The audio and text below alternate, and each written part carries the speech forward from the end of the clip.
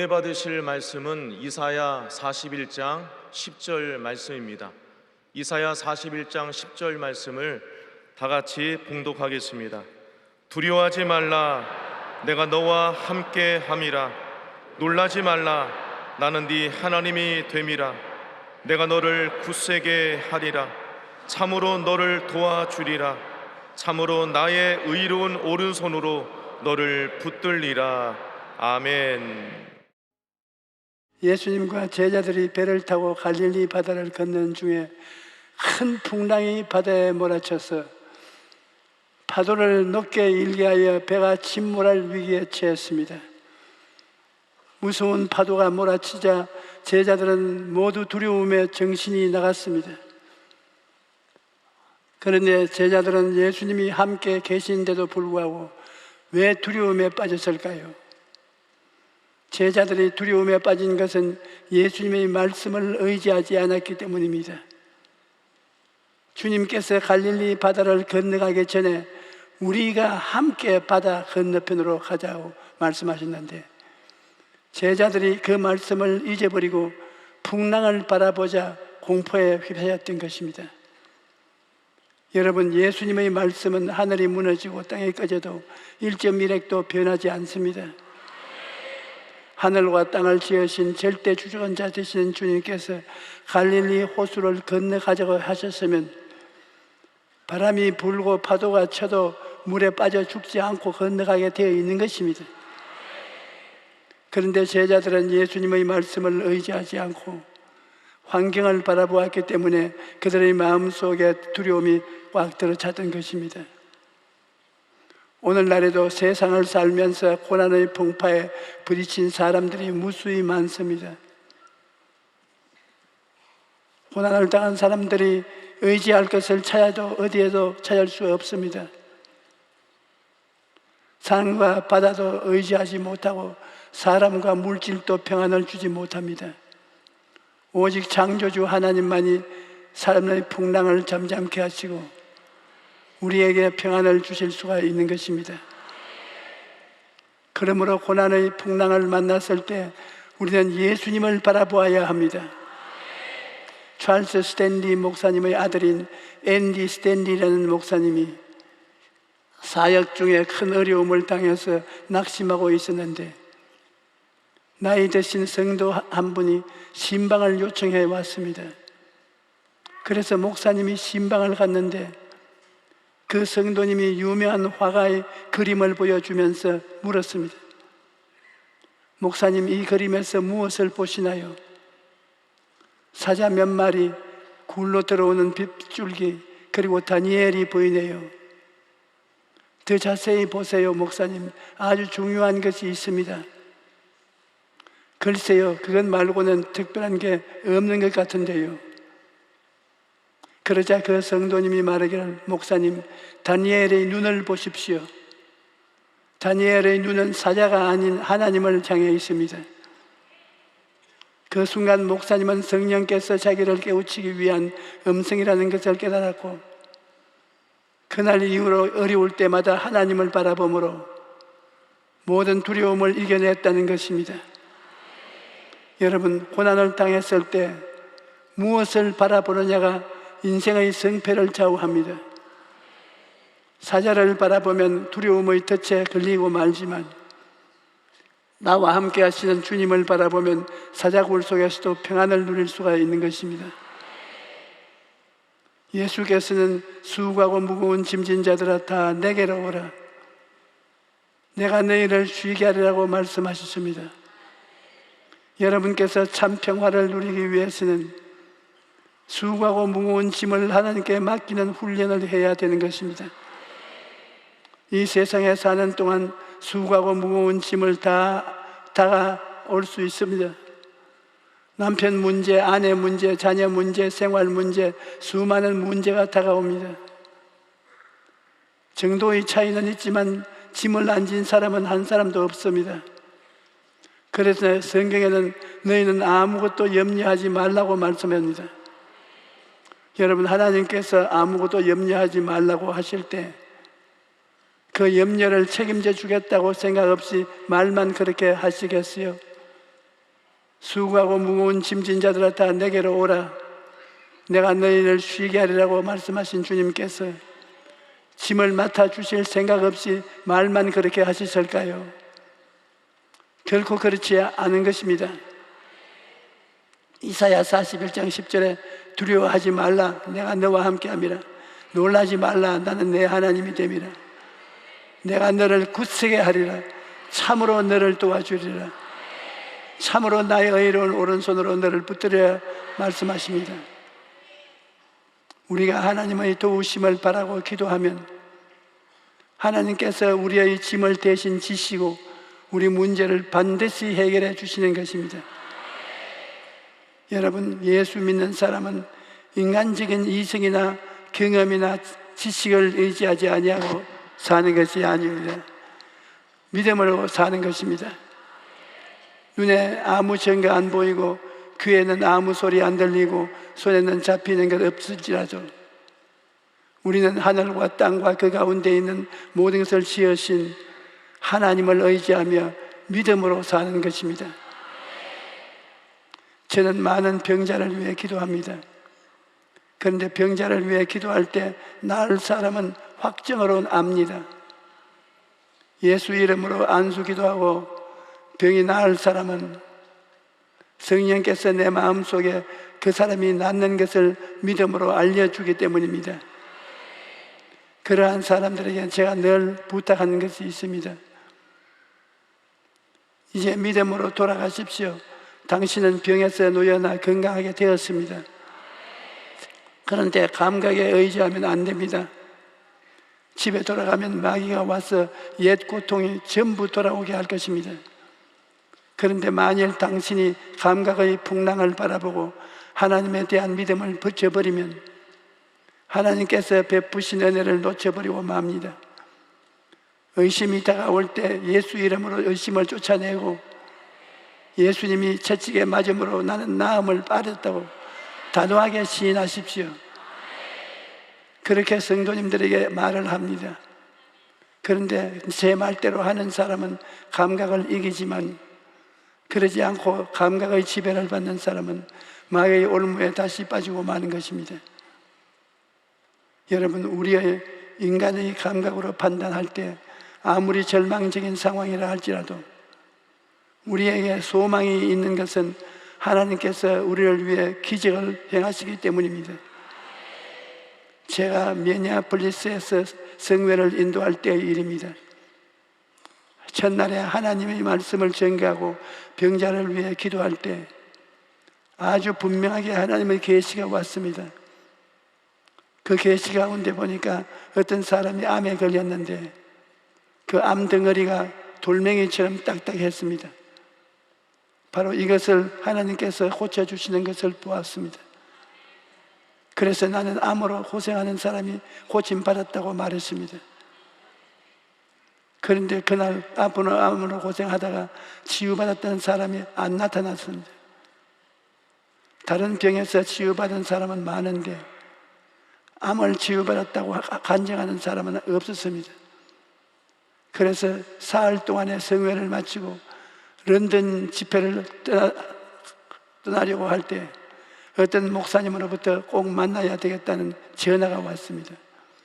그래서 아침 식사를 같이 하기로 약속하고 그 목사님을 만났는데 그때 그 목사님이 나에게 이런 간증을 했습니다.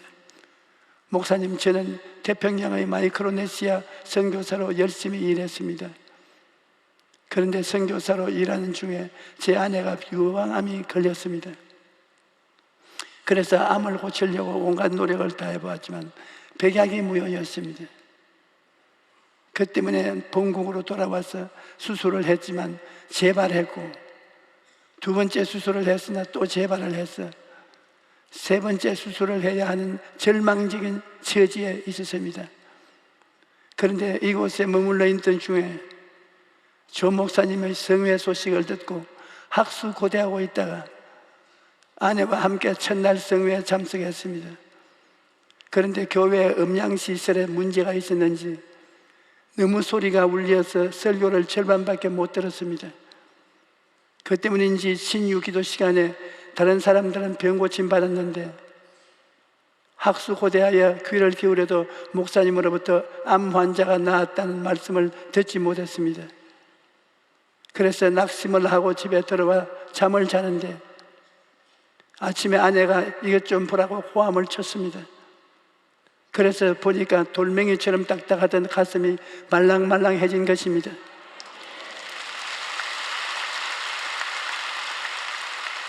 그러더니 그 이튿날은 더 좋아지고 사흘째 된 날에 완전히 정상으로 돌아왔습니다. 그래서 병원에 아내를 데리고 가니까 의사가 희한하게 자연적으로 암이 퇴치되었다며 수술은 할 필요가 없다고 했습니다. 그렇게 간증하면서 그 목사님이 얼마나 기뻐하던지 제가 그 장면을 보면서 정말 오늘 또 예수님은 살아계셔서 우리를 위해 질병을 고치시고 건강을 주시고 죽음의 문턱에서 새로운 소망을 주시는구나. 그것을 깨닫고 주님을 찬양하지 않을 수가 없었습니다. 여러분, 우리가 예수님을 바라보고 기도하면 오늘날에도 기적을 베푸시는 것입니다. 그런데 하나님의 기적을 체험하기 위해서는 우리가 해야 할 일이 있습니다. 첫째는 믿음을 가지고 기도하는 것입니다. 제자들은 파도만 보고 죽는다고 생각을 하고 공포에 휩싸였습니다. 그러다가 그들이 깨달은 것은 예수님이 같이 계신다는 사실이었습니다. 그래서 주님, 우리가 죽게 된 것을 돌보지 아니하시나이까 그렇게 예수님은 깨웠던 것입니다. 오늘날 우리가 주님을 깨우는 것은 기도입니다.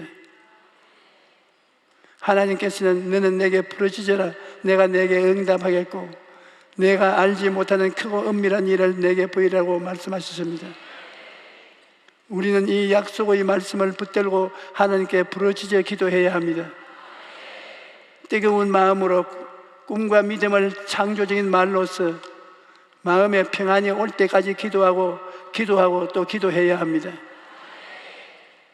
제가 일본에서 성회를 할 때 한 어머니가 젖먹이를 얻고 나와 간증하는 것을 아주 감명 깊게 들었습니다. 그 아기가 신장염에 걸렸는데 얼굴이 부어서 눈도 뜨지 못하고 젖도 먹지 않고 목욕을 시키려고 하면 물에 넣으면 아기가 까무라쳤다는 것입니다. 병원에서는 이미 손을 떼었고 자기가 봐도 살아날 가망이 없어 보였지만 그래도 포기하지 않고 아기가 나을 것이라는 꿈과 믿음을 가지고 성회에 참석했던 것입니다.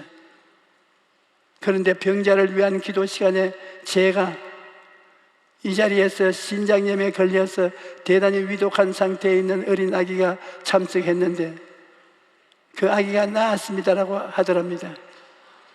그래서 그 엄마가 아기를 보니까 눈으로 보기에는 도저히 살아날 가망이 없어 보였습니다. 하지만 그 어머니는 자신의 감각이 아니라 하나님의 말씀 위에 서기로 결단을 내렸습니다. 하나님께 계속 감사를 드리고 하나님을 찬양하고 말씀을 붙잡고 꿈을 가졌습니다. 현실을 보고 절망한 것이 아니라 말씀 위에 서서 내일 아기가 깨끗하게 낳는다는 꿈을 품었습니다.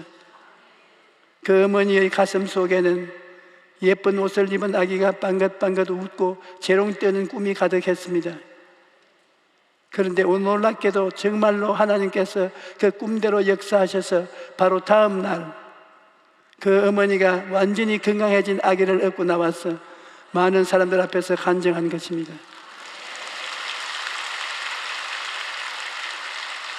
여러분, 절망 속에서도 꿈과 믿음을 가지고 기도하면 하나님께서 우리가 알지 못하는 크고 놀라운 일을 행하시는 것입니다. 두 번째, 우리가 해야 하는 일은 원망하고 불평하는 대신 감사하고 찬양하는 것입니다. 여러분, 풍랑이 없는 인생은 아무도 없습니다. 인생을 살다 보면 여러 가지 낭패와 실망과 고통을 당하는 것입니다. 그런데 대부분의 사람들은 불행이 다가올 때 원망하고 불평하는 것입니다. 그러나 예수님을 믿는 사람은 원망과 불평 대신 감사하고 찬양하는 것입니다. 하나님은 좋으신 하나님이십니다. 좋으신 하나님께서 여러분을 책임진 이상, 여러분이 하나님께 인생을 맡긴 이상, 여러분의 생활 속에 다가오는 풍랑은 일시적인 과정에 불과한 것입니다. 우리가 목적지를 향해 갈 때 도중에 터널을 만날 때가 있지요. 터널 안은 캄캄하고 아무것도 보이지 않습니다. 그러나 터널을 통과한다고 해서 원망하고 불평하는 사람은 아무도 없습니다. 왜냐하면 터널은 목적지로 가는 과정이기 때문에 그것을 통과하면 내가 원하는 목적지에 도달하게 된다는 것을 알기 때문입니다. 우리 인생도 마찬가지입니다. 인생은 늪을 지나기도 하고 벼랑을 오르기도 하고 가시밭길을 지나가기는 것입니다. 그러나 그것은 하나님의 복에 도달하기 위한 과정에 불과한 것입니다. 그러므로 그런 길을 지날 때 불평하고 원망하고 탄식하면 하나님께서 기뻐하지 아니하시는 것입니다. 그 과정을 감사함으로 지나가서 나중에 세월이 흘러 종국적으로 합쳐놓고 보면 하나님께서 모든 것을 합력하여 선을 이루셨다는 것을 알게 되는 것입니다. 제가 이 강단에 서서 저의 삶을 돌아볼 때 저에게 가장 축복되었던 일을 말하라고 한다면 고생스러웠던 과정이 저에게 가장 큰 축복이었다고 말하겠습니다. 저에게 가장 큰 축복은 폐병 3기에 피를 쏟고 쓰러진 것입니다. 이것은 제가 영원토록 주님께 감사해야 할 일입니다. 왜냐하면 폐병을 앓고 피를 토하지 않았다면 저는 예수님을 믿고 구원받을 수 없었을 것입니다. 지나고 보니 제가 당한 모든 고통이 종국적으로 하나님께 쓰임을 받기 위해 것이었다는 것을 알게 됩니다. 여러분, 우리는 좋은 일이든 좋지 않은 일이든 모든 일에 감사해야 합니다. 원래 감사가 부족한 사람이었습니다. 저는 우리 형제들 가운데 성격이 가장 예민해서 잘 울고 웃고 변덕스러웠습니다. 그래서 아버님께서 여자가 될 것을 잘못되었다고 하셨습니다. 저는 그 말이 너무 싫었습니다만 그것이 저의 모습이었습니다. 어른이 되었어도 조그마한 걱정이 있거나 다른 사람이 걱정을 끼치면 밤새도록 걱정하고 고통스러워했습니다. 그런데 하나님께서 저를 결정적으로 변화시킨 때가 있었습니다.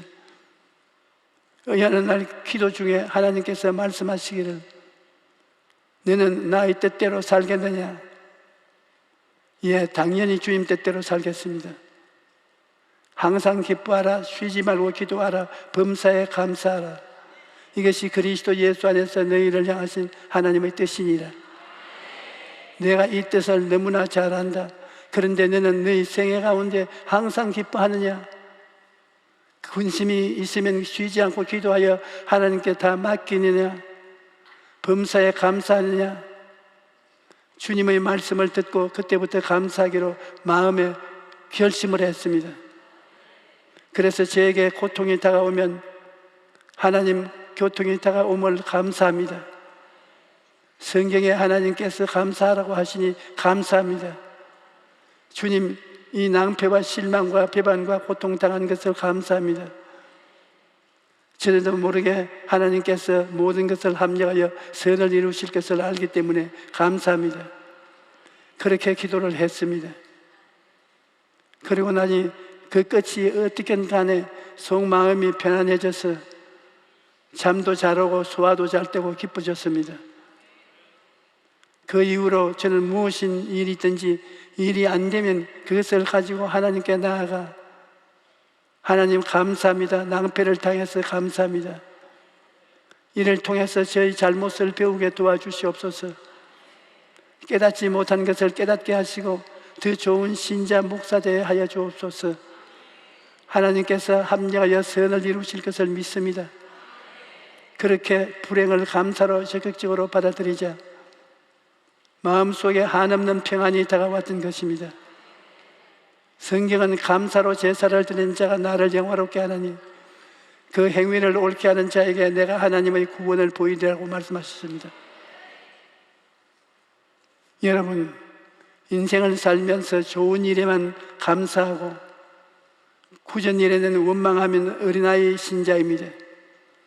큰 역경이 다가오고 내게 큰 손해가 오더라도 그것을 가지고 눈물을 흘리며 감사할 줄 아는 사람이 깊은 신앙을 가진 사람이요, 연단된 신앙을 가진 사람이요, 장성한 신앙을 가진 사람이므로 그러한 사람에게 하나님께서 큰 일을 맡기시는 것입니다. 여러분께서는 어린아이 같은 신앙으로 남아있지 말고 고통과 괴로움이 다가올 때 눈을 들어 감사하고 언제나 긍정적인 태도를 취함으로 마음의 평안을 누리십시오. 그러면 하나님께서 모든 일을 합력하여 선을 이루어 주실 것입니다. 그 다음 우리가 할 일은 적극적인 신앙 고백을 계속하는 것입니다. 여러분, 말에는 굉장한 힘이 있습니다. 말이 창조적인 역사를 가져온 것입니다. 우리가 말로써 자녀들을 축복하면 그 복이 자녀들에게 임하시고, 말로써 저주하면 자녀들이 망하는 것입니다. 그러므로 집안에서도 언제나 긍정적인 말을 해야 합니다. 그러기 위해서는 매일같이 하나님의 말씀을 읽고 듣고 입술로 계속 고백하십시오. 하나님의 말씀은 우리의 입으로 자꾸 말하면 그것이 우리 마음속에 채워지는 것입니다. 눈에는 아무 증거 안 보이고 귀에는 아무 소리 안 들리고 손에는 잡히는 것 없어도 하나님의 말씀을 강하게 부여잡고 말씀을 계속 입술로 시인하면 여러분의 마음속에 하나님의 믿음이 생기는 것입니다. 하나님은 눈에 보이지 않지만 하나님은 말씀을 통하여 여러분을 찾아오는 것입니다. 하나님은 말씀 속에 계시기 때문에 내가 말씀을 받아들이면 하나님을 받아들이는 것이요, 내가 말씀을 시인하면 하나님의 능력을 시인하는 것입니다. 그러므로 우리가 말씀을 입술로 시인할 때 하나님께서 역사하셔서 삶의 풍랑을 잠잠하게 하시고 평안을 주시는 것입니다. 사람은 마음에 평화가 없으면 행복을 누릴 수 없습니다. 예수님께서는 평안을 너희에게 끼치노니 곧 나의 평안을 너희에게 주노라. 내가 너희에게 주는 것은 세상에 주는 것과 같지 아니하니 너희에는 마음에 근심도 말고 두려워하지도 말라고 하셨습니다. 참된 마음의 평안은 모든 짐을 우리 주님께 맡기고 기도하고 감사하고 찬양할 때 누릴 수 있는 것입니다. 오늘 예배에 오신 여러분 모두가 주님께서 주시는 평안을 누리고 날마다 행복한 삶을 살아가시기를 축원합니다. 할렐루야.